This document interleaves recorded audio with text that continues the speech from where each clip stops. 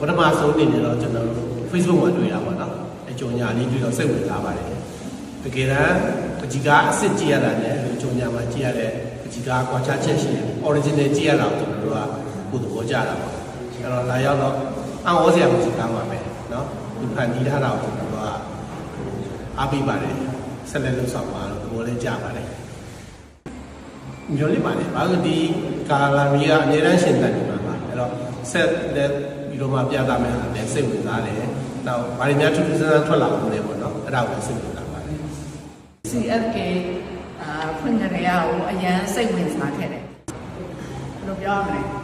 လိုအပ်တဲ့အခါပေါ့နော်ကိုတက်ထားတဲ့ပညာလေးတွေကိုလာပြန်ပြီးတော့မျှဝေပြီးချင်တယ်လိုအပ်ရင်ပြောပါ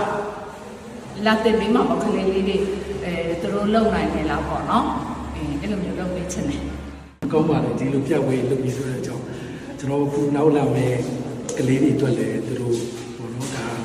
ဒီလိုပြတ်ဝေးလုပ်ပြီးတဲ့အတွက်ကြောင့်ခုအဆင်ပြေပါဘူးဘာလို့လဲဆိုတော့ကလေးတွေလည်းခုဒါ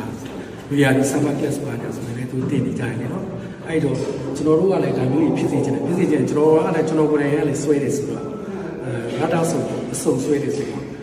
ခန်းစားချက်ကတယောက်နဲ့တယောက်မတူညီကြဘူးဒါပေမဲ့ဒီလိုပွဲပြများလေးလုပ်ပြီးဒါနဲ့ပညာရှင်တွေလည်းထွက်ပေါ်လာပြီးထင်တယ်အဲ့မျိုးပေါ့ဟုတ်ကဲ့ကလေးတွေစိတ်ဝင်စားလို့ရှိဒီမှာလေအခမဲ့ပချီတင်တန်းလဲရှိတယ်ပေါ့နော်စနေတနင်္ဂနွေလဲသူတို့တင်ပြပေးတာပေါ့နော်ပချီစိတ်ဝင်စားတဲ့ကလေးတွေပေါ့တင်တယ်နောက်ပြီးတင်ယူလေ့လာတင်တယ်ပေါ့နော်နောက်တိုးတက်မှုလည်းရှိတယ်အဲ့ဒီအနေနဲ့ပေါ့နော်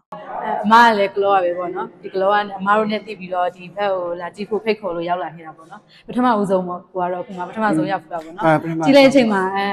တခါမှတော့မမြင်ဘူးပေါ့နော်ဒီလိုပုံစံတွေကြည့်ရတာထူးလေထူးဆန်းနေပေါ့နော်